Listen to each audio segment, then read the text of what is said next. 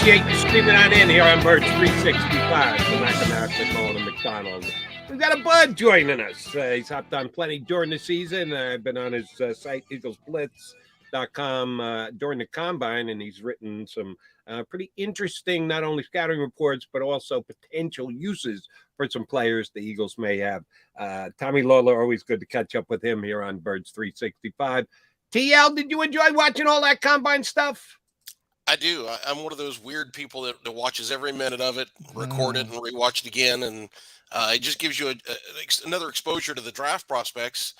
And hey, listen, that may be the next Jason Kelsey or Brandon Graham out there. So you get to watch them a little bit, get to learn a little bit more about them, figure out who's a good fit. Yeah, you're right, Tommy. I mean, one of the things is sort of trying to I try to do is look for those players, maybe day 3 players that have the traits that turn into the next Jason Kelsey or something like that. So from that perspective, I find it very valuable. I did check out eaglesblitz.com. I did some great work with the offense and defense. We always start with quarterback, so let's start there. The Eagles could be in the market for a backup quarterback. Obviously, they're not going to take a quarterback at the top of the draft, although you never say never with the Eagles. They did it once. I don't see it happening. But if you're looking at day 3 picks, so we're talking 4th, 7th round. Now, the Eagles don't have anything till the 7th round, but we all kind of know how he's going to manipulate. I'm going to say they're going to have a pick. Right now, they don't have a pick after the 3rd round until the 7th round. I'm going to guarantee right here they're going to have some picks, whether it's 4th, 5th, or 6th round. Any quarterbacks stand out to you that could be potential cost-effective backup quarterbacks for the Eagles? Yeah, one of the guys I wrote about, and first of all, I totally agree with you. He will add picks in those rounds. He'll do some moving down and try to acquire picks there because they need some young players on this roster. One of the players I wrote about was Stetson Bennett from Georgia, who gives off some Gardner Minshew vibes, kind of a cocky, weird player. But unlike Minshew, he's got a better arm and he's an outright good athlete. Ran, I think, in 4.67 in the 40 and didn't even really look like he was running hard. In the passing drills on the field, he had some of the better deep balls of any of the quarterbacks. I was surprised, Tommy, how big his arm was. Yeah, I did not know that was coming. He's got a good arm, and those deep balls, it's not just about gunning the ball, it's about accuracy and touch, and you're playing with receivers you've never played before. So that guy takes off, and you throw it to a certain point, and his were all caught. Really impressive showing by him. Now, he's 25 years old, and you don't like older prospects. You're getting a guy who's already in the middle of the prime of his career. So that devalues him a little bit. And he's 5'11", 193 pounds. That's a small quarterback. But if you're looking for a backup, that might be a guy of interest. One of the reasons you'd like him is that he's a guy who can do the RPO stuff. And we know when Gardner Minshew took over for Jalen Hurts this year, that changed the Eagles' offense.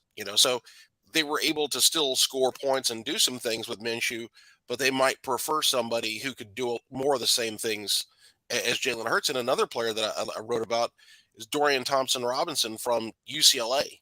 And he's a guy that is an outstanding athlete and really impressive. He played for Chip Kelly for the last 5 years. And if you watch UCLA games, he made crazy plays on a regular basis, running around with a football. I think it was against Washington State, jumped over a defender. And so that's a guy who's really dynamic. Had the fastest ball speed of any quarterback at the combine, which surprised me because I didn't think his arm generated that kind of force. The downside with him, he's had an issue with fumbles. Obviously, that's something Nick Sirianni is not big on, but would have to coach up. And in the passing game, he's erratic. You can see he's got the physical tools. UCLA ran a very run-heavy offense that mixed in some passing, so he needs a lot of coaching and development as a passer. But the raw physical tools are there, and if that guy's available in the 5th or 6th or 7th rounds, that might be great value and somebody we're taking a chance on. I kind of like Thompson-Robinson. I like his running back better, Zach Charbonnet. And he could be an interesting guy if he's sitting there in the 2nd round with Eagles choose the 2nd round pick. I know you wrote about this, and we're on the same page here. certainly not at 10, and I don't even think at 30, even if the Gibbs, who's the second best back ranked by most pre-draft mock experts, I think Charbonnet is actually the second best back. But you don't think the Eagles going to use a first-round pick on a running back, do you? No chance, no shot. 99.9% chance, no shot of pick 10. 30 would be a possibility only because then you would have the player under contract for 5 years. And if it's the right running back, one of the things we have to be honest about as we look at the draft now is allocation of resources, because you're getting ready to hand your quarterback $50 million. You've already paid one of your wide receivers $25 million. So all of a sudden you need a running back who's going to be cheap, right? Yeah. If you draft a guy at pick 30, he's under contract for 5 years, and first round picks at the bottom of the first round get reasonable contracts. So there might be value in taking a running back there from a financial standpoint, if there's a player you like. I agree personally. Jahmyr Gibbs, I'm fascinated as heck by him, but I would rather get a guy who's a little bit more of a powerful runner. The Eagles offense, the most fun I've had watching this Eagles offense was in 2021 when Jordan Howard was running. And if you watch some of the games, he came in, and when he started running the football, the whole tone of the offense changed. The offensive line got fired up watching him run through people. So I'd love a little bit more of a downhill running back. And Zach Charbonnet is a guy that I like quite a bit. So if they could draft him in the second round, I'd be very happy with that. Agreed. Well, let's talk downhill then. I won't talk about Derrick Henry because that's silly, but big name on the trade market supposedly. But Bijan Robinson, Dane Brugler from The Athletic is ruining my life today because he put out his new mock draft. And you guessed it, Tommy. He didn't have the Eagles taking Bijan at 10, but he had them trading down to 14 and taking Bijan Robinson. Now, I before you jump in, in 2017, I got it from a good source. Take that from what you will. The Eagles would have drafted Christian McCaffrey if he was there. So, a lot of these narratives that the Eagles won't do this, won't do that, they're kind of, the context isn't there. It might take a special player, but if that special player's there, they haven't taken a cornerback in 20 some odd years in the first round. But they would have taken one if J.C. Horn got to them or Patrick Surtain got to them in the Devontae Smith season. So that's how close it could be for, sort of dismissing some of these tropes. Running back, typically, the Eagles aren't even thinking about it. Is Bijan Robinson that special of a player like they thought Christian McCaffrey was to make them change their thinking? I think it's possible. And it's funny you talk about Dane saying that. One of the ideas I kicked around watching the combine, because in between drills, there's a lot of time just to watch and think. And as you watched him, you saw how talented he was. I thought, what if they did trade down from 10 to the middle 15, 20, somewhere in that range? And all of a sudden that guy becomes incredible value, because you're talking about the fifth or sixth best player in the draft and getting him in the middle of the first round, and you've traded back and added mid-round picks. And the reason that you like him is because he's a very good running back, but he's also an outstanding receiver. And they showed clips during the combine of him catching the ball. We're not talking about just screen passes. Catching the ball in wheel routes 25 yards down the field, lining up outside and catching the ball 5 yards downfield. And we know, if you go back and think about, the Colts game, the final drive of the game, you get Miles Sanders loose 30 yards down the field, and Jalen Hurts threw the ball. It drew a pass interference penalty. But was there a ton of confidence that Miles Sanders would have caught that pass? Not for me. Not for me, right? History says probably not. If you're throwing that ball to Bijan Robinson, you're going to expect him to make that play because he's got that on tape. He's got that in his background.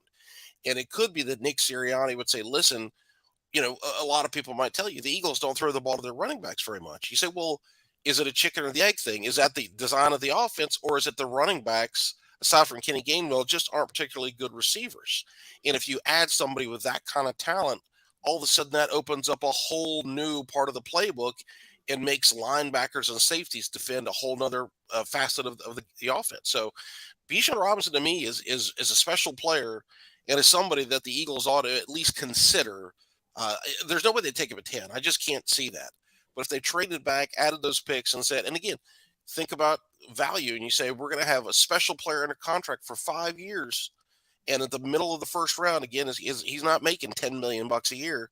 So you'd have him financially where it would make some sense, and you'd add an elite playmaker to a pretty dynamic offense. Yeah, but he better be Christian McCaffrey, because not just Eagles, but the league is trending toward not caring about whether you got that fifth year or not. They'd rather have the running back for just 4 years, and then if they've got to churn and go in another direction, they can do so. I forget about a position the Eagles will or won't be taking at 10, a spot that they absolutely can use and probably going to need to, because they're going to lose at least one of their 2 starting cornerbacks. We talked about Slay earlier and some of the issues here in town. Don't think they're going to move away from him, but it's not a zero possibility either. At the cornerback position in the draft, most of the mock guys I'm seeing, most of the things I heard on NFL Network, it's either going to be Witherspoon from Illinois or Christian Gonzalez of Oregon. Either one show you a reason to rank one over the other? If you think Joey Porter should be in that conversation, please say so. How do you rank the best corners in this draft? Witherspoon is the best player. And the downside with him, he's 6 foot, 181 pounds. So that's not ideal size. That's plenty big for the NFL, but it's not ideal size. He's not a special athlete. We didn't see him work out in Indy. I think he's got a hamstring issue, if I remember correctly. His pro day is coming up the end of this week, so we'll get a chance to see him then. If he's healthy, if not, he'll reschedule another pro day for a couple of weeks down the road. But in terms of his ability to play the ball, to hit, to tackle, and not just play the ball, but catch it. And one of the things that you don't like about Joey Porter is that he played for 4 years at Penn State and had 1 interception. And we know that the Eagles are obsessive on takeaways. Oh, yeah. You've got to have cornerbacks that can catch the football. That was the best selling point for James Bradbury. If the ball's near him, he's going to catch it. And so with Witherspoon, I think that's one of the things you like about him. He's a guy that can catch, but he's also, like I say, he's an outstanding hitter and tackler. And he specializes in playing off the ball. So, if you go get a guy like Joey Porter, he's a press man corner. The Eagles just don't play that much press man, and I don't think under Sean Desai that's going to change a great deal.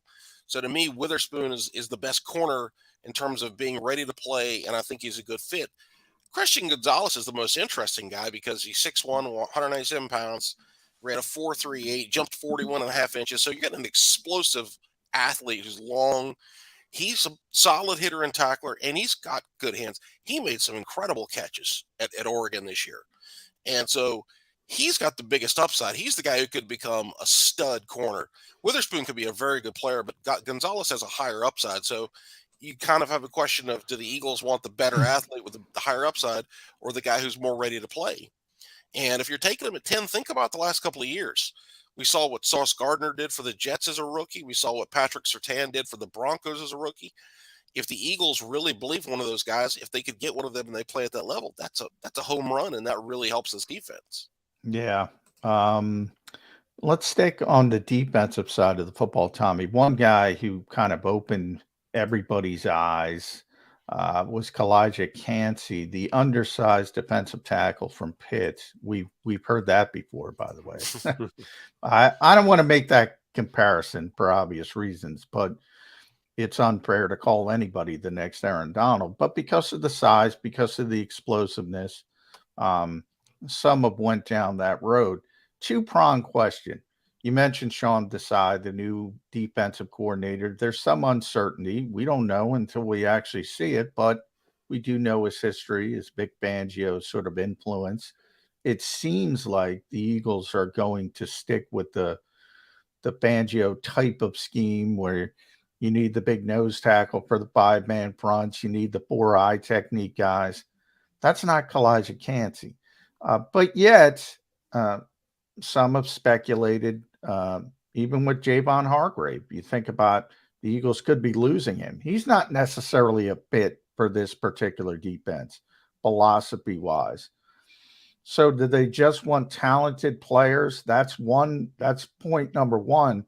point number two, the NFL as a whole, undersized guys, are they turning a little bit? We're going to see Bryce Young, a quarterback, Cansey at defensive tackle. We have Devontae Smith here in Philadelphia. Are people getting more open-minded when the measurables aren't there from a size, strength perspective? Oh, absolutely. On that front, I did some training with an NFL scout. Oh gosh, 25 years ago, and he had worked for the Raiders, and he said, "Here are the rules, and if a prospect is 25, you don't take him; he's undraftable. If a prospect doesn't meet these size thresholds, you don't take him; he's undraftable." I know when Bill Polian was with the Colts, they had a rule: if a cornerback runs more than a 4.55, you don't take him; he's undraftable. So there used to be these things where people said, "Here's these numbers or these thresholds, and if you don't meet these thresholds, then you don't go on our draft board. Now maybe we take a chance on you as an undrafted player, but we're not spending resources on you." Now you see the NFL going, you know what? There are different shapes and sizes and speeds, and we'll take chances. And sometimes we're going to see teams get burned on this. Right now, teams, we saw Drew Brees had a great career. Russell Wilson panned out. So people are talking themselves into Bryce Young being fine at his size. If Bryce Young has a good career, they're going to say, "Oh, that's great. Look, smaller quarterbacks can make it." If he fails, you're going to see teams go, "You know what? We do want that guy to be 6 foot. We do want that guy to be 215 pounds. We're not going to take the chance." So people are willing to take chances right now more so than ever. And Cansey will benefit from that. He's got a good shot to be a first-round pick because we know that quarterbacks, the thing they hate more than anything is pressure up the middle. Yeah. And that guy is pressure up the middle. He's not just an undersized athletic defensive tackle, because history is filled with those guys. He's skilled. He knows how to get off blocks. He knows how to shoot gaps. His lateral agility is through the roof. And this is a guy that just flies around blockers. And that's something it's not like, well, let me just take any defensive end and put him in there and he's going to do the same thing. It's not that way. There's a skill to it. And he's got that skill. So that makes him very valuable. So you're going to lose something in run defense, but you'll gain something in passing side of things. And as we know, the NFL is a passing league. So I think people are going to take a chance on him. The Eagles, I don't have a good feel for Sean Desai. He was a coordinator for 1 year in Chicago, and their defensive line was big. Akeem Hicks was one of their defensive ends at 325 pounds. Yeah. Great player, by the way, when healthy. Stud. Yeah, absolutely. Yeah. The other defensive end, I think, was like 305 pounds. But if you say to him, "Listen, would you trade that 305-pound defensive end for," and I say defensive end, the 4 eyes. 4 eye, yeah. And we say, "All right, what if we put Kalijah Cansey, who could get to the quarterback?" He might say, "Forget the 305-pound guy. All he could do was play the run. Give me the guy who can affect the quarterback, because that's going to win me games. Yeah, we're going to give up some running yards here and there, but I'll tell you, Cansey will battle double teams. He will battle blockers. He's not going to win those battles consistently, but it's not like he's a guy that is shy about fighting to hold his ground and do his part in the run game." Let me stick with the undersized theme. We're now down to if the Eagles center is going to tell them whether he is or isn't going to play, you would think that they'd like to know before free agency starts, when Isaac Seumalo becomes a free agent, if they're going to have Jason Kelce. Well, then can they slide Juergens over and have him play tackle? If not, do they have to put a bigger push on to get Isaac back if you're using Juergens to replace Kelce because he's walking away? The first scenario I gave, the former. Juergens is a player. We all believe he's a player. The Eagles liked him. He filled in just intermittently this year, but everybody's talking him up and how he looked. And at Stoutland University, players show the ability to move around and get things done. All the credit to Jeff Stoutland, but he's undersized for a guard. Talented player, but if you move him to guard and you got an undersized Kelce on probably his last year, will we be saying that for the next 4 years? Yeah, we keep saying that. Yeah, and it just keeps rolling over and rolling over and rolling By over. the way, wouldn't it be funny if we always talk about the Eagles took Landon Dickerson to be the heir apparent to Jason Kelce? Well, now he's one of the best left guards in football. they took Cam Jurgens to be the heir apparent to Jason Kelsey. What if he turns into one of the best right guards in football? Wouldn't surprise me, but sorry. Go ahead, Jody. Finish your thought. The difference between Dickerson and Jurgens is probably about 3 inches and 25 pounds. Yeah. Oh, yeah. Landon's big. Yeah. He's a big dude. I know. I interviewed him in the WIP trailer this past preseason. We just accept that Jurgens is going to be good because A, the Eagles say so, and B, he's under the tutelage of Jeff Stoutland, so he has to be good because nobody comes out of Stoutland University not able to play the position you need him to play. Should we be worried about him being undersized if the Eagles move him to tackle? I'm not too worried about his size. There are guards that play in the 300, 305-pound range and do a good job. You don't need to be huge these days. What you need to do is have a skill set that matches your size. And he's an athletic guy. We saw last year in the preseason, it looked like Jason Kelsey was out there running around blocking in space, blocking on the move. So he's good at that. He's not a massive guy who's going to line up across from a defensive tackle and go just drive him off the ball the way that Landon Dickerson can. Now, he'll play with better leverage than Dickerson. He'll get under their pads, and he can win that way. He's not going to get the same movement, but he can still win those battles. And you look at Zach Martin for Dallas, best right guard in football, and he's a 310, 315-pound player. You don't have to be 325, 330 pounds to be a good guard in this league. You just have to have the right skill set, and I think Jurgens has the right skill set for his size. We are talking. Let's go down that route, Tommy, because we're talking about this year's draft. Let's go back to last year's draft because no team in football, understandably so, because the Eagles had the deepest, most well-rounded roster in football. No team got fewer snaps from their rookies than the Eagles, meaningful snaps, and now they got to count on those guys. So it's not just Cam Jurgens, who's going to be a starter somewhere, whether it's center, right guard, at least penciled in. Jordan Davis got to step up, got to play more. Not going to get Javon Hargrave and Fletcher Cox back, it looks like. Nakobe Dean, you might get TJ back, you might get Kaiser back, but you're not going to get both of them back. He's got to step in. Even want to rewind a year to Milton Williams. He's got to step up. Are you confident in these players and their abilities? For the most part. And Milton Williams played his best football the last 6-8 weeks of the year last year. So if you say, okay, let's pencil him in where Javon Hargrave plays, if Hargrave walks in free agency, I'm comfortable with that. Now, is he going to be an 11-sack guy all of a sudden? No guarantees on that. Javon Hargrave had one of the better seasons by a defensive tackle in a few years. You can't count on that level of production. Nakobe Dean at weak side linebacker, I'm looking forward to that. He showed real playmaking ability when he got on the field. So another undersized guy to our previous theme too, right? Getting more. Yeah. Although he's about the same size as Kaiser White, who had that role, and Kaiser had a solid year. So Nakobe, I'm interested to see him play. Jurgens, I think we saw enough from him last year during the preseason to know that he's going to be a solid player. We'll see how good. Really, Jordan Davis is the biggest mystery in my mind of that group. And because we saw flashes from him, but, and he's the guy who kind of played the most out of them. But we also saw times where he didn't flash and he just kind of looked out like he was out there.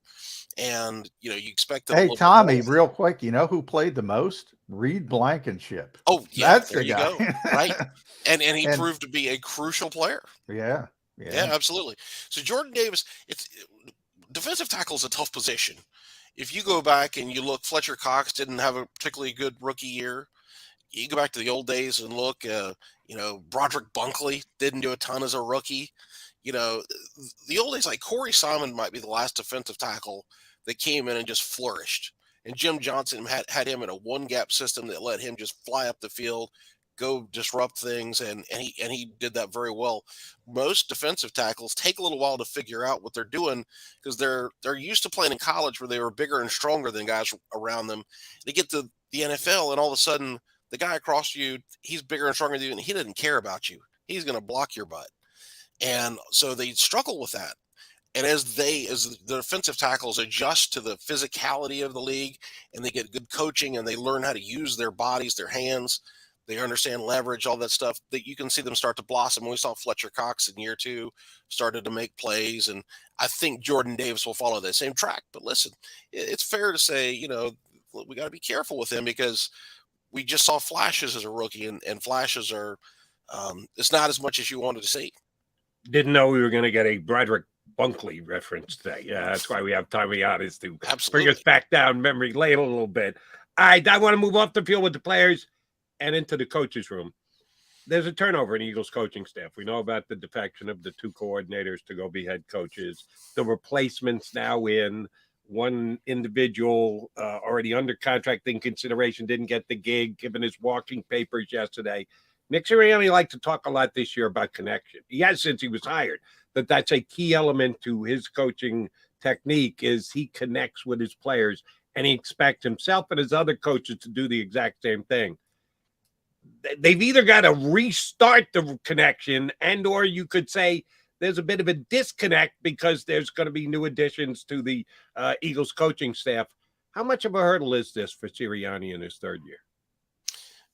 It's a little bit of a hurdle, but I think the players we'll see Sean decide. He's a guy that has a great reputation from the people he's worked with. And that's the key thing.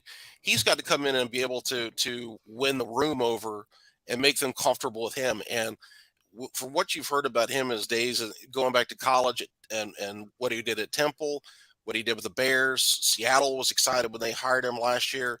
He seems like he is a very engaging guy that's able to really connect with people. And so I think that he'll be a good fit in that way. We'll see how good he is in terms of X's and O's. So there's going to be some challenges there. The players liked the old staff of Gannon and Denard Wilson and Nick Rallis. And now that, Rallis is gone, Wilson's gone, Gannon's gone, they're going to have to get used to the new staff. But the other part of this is the NFL is all about change. We know that. Players come and go, coaches come and go. So it isn't like you're disrupting a family. It isn't like you're getting a new dad, right? They understand that it's a business and these kind of things happen. So there'll be a little bit of a hurdle there. But if they have the right guys, I think they'll come through it just fine. At Lawlor NFL, follow Tommy on Twitter, Eagles Blitz, IGGLES, blitz.com. You can read him there. Did some great combine work. I'll leave you with the coaching staff as well, Tommy, the offensive side. I think a lot of people are sort of moving quickly past the fact that Shane Steichen was a pretty good play caller. And they say, well, it's the same offense, Brian Johnson, same talent. It's going to be the same. And I kind of look at the shift from Nick Sirianni to Shane Steichen. That should have shown people, all right, same offense. One guy was a better play caller. Let's be honest. Nick might be a better head coach. We'll see how Shane does in Indianapolis. But Shane was a better play caller. Are you confident that the Eagles will not miss a beat when it comes to the offensive play calling with Brian Johnson? There will be differences. There's no question. You're going to have a different play caller. There may be some ways that he's better. There's going to be some ways he's worse. There's just no question when there's change, things are going to be a little bit different. The game plan is going to be put together, and you'll have Sirianni's hands all over that. You'll have Jeff Stoutland doing his part in that. So they'll all put the game plan together. And they talk during breaks during the game. Hey, what do we want to do in this upcoming series? So it isn't like Shane Steichen called plays in a vacuum. It's not like he was the only guy who had any idea what was getting called on a regular basis. But when they went to certain situations and they're going up tempo, he's calling those plays quickly. And that's when he was doing it by himself. And I remember the one play that sticks out to my mind. They ran a play against Dallas in the first game. I guess it was the second game, the Minshew game, where they faked something and brought Devontae across and hit him for a touchdown. And Nick Sirianni talked about Steichen calling that play and saving it for that moment. And that's one of those things where, as a play caller, if you've got a play that you're sure is going to get you a first down or a touchdown, do you do it when you're down 10 points in the second quarter? Do you wait for the third quarter? Do you wait for the fourth quarter? And in that game, I feel like they did it in the third or fourth quarter. And it was a crucial play and just a brilliant call. And that's where Steichen showed a special ability. Brian Johnson, we'll see. He might be able to do the same kind of thing. He might use that play earlier. He might save it and not use it and regret not using it. We'll have to see how he does. But there's going to be some change. And it'll be interesting, but I think there's enough smart people helping to build that game plan and collaborate on game day that I think the Eagles offense will still be one of the better units in the league. Tommy, last one for me, and I'll readily admit it's a completely unfair question, so you're not going to be held completely accountable for it, but I'm just interested to see where your mindset is at. I just checked Twitter. I checked my source. Jalen Hurts has not signed a contract extension today, so you chalk off another day off the calendar that they haven't gotten it done. When should Eagle fans start to actually get nervous? Is it before free agent? Is it after free agent? Is it in camp? Is it in season? Is it all the way up till next year? We know he's under contract and he's going to play on the last year of his rookie deal, but they need to get something done at some point. Calendar watch. When do you go, Houston, because remember that's where Jalen's from, we have a problem? To me, it would be August because that's when you get into training camp. And, at that point, a lot of times players will tell you, we're going to finalize negotiations now because I don't want this affecting my play during the preseason or the regular season. So the Eagles, listen, they'd love to sign him first because they don't want Justin Herbert, Lamar Jackson, all these guys getting contracts, and then Hurts tries to top them. So they want to sign him sooner. But it's such a complicated process because he's going to get a boatload of money. Yeah. And the Eagles are not in great cap shape right now. So they've got to structure that deal. And a part of it could be that they're waiting to see what happens with free agency. We know they would love to bring back a couple of their players. But if they all of a sudden are out on Javon Hargrave, Fletcher Cox, Gardner Johnson, Miles Sanders, they may say, okay, that'll change the way we structure the contract a little bit. Versus if we are able to get something done with Javon Hargrave, okay, maybe then we need to structure the contract a little differently. So could be they're waiting to see what happens with free agency. But yeah, no, I'm confident they're going to get something done because Sirianni wants him. Howie Roseman wants him. Hurts wants to be here. His best friend, A.J. Brown, is here. They're willing to pay him money. The Eagles have always paid their quarterbacks very well. Donovan McNabb got a record-setting deal years ago. Carson Wentz got a record-setting deal. They will pony up for the quarterback position. We're not talking about linebacker here. That's quarterback. The Eagles will get that thing done. Eagle fans like your optimism, Tommy. That's what they wanted to hear. Appreciate you jumping in with us. Gave us some great scouting stuff and some coaching stuff as well. We'll be hitting you up as the offseason goes on. Thanks for jumping in today, and we'll talk again soon. Always fun to talk to you guys. Thanks, EaglesBlitz.com. That's IGGLES Blitz.com. Tommy Lawlor, longtime Eagles reporter here with us on Birds 365. All right, Jody Mack coming back. Want to continue the free agency talk and throw a couple names John's way. Guys that are Eagle free agents. Their contract is up. They were on the team this year. They weren't necessarily major contributors, but if the Eagles are going to be losing guys, maybe keeping a couple of their guys who didn't play much and asking them to do more is a possibility. We'll come back and continue to talk Eagles free agents here on Birds 365. Go to get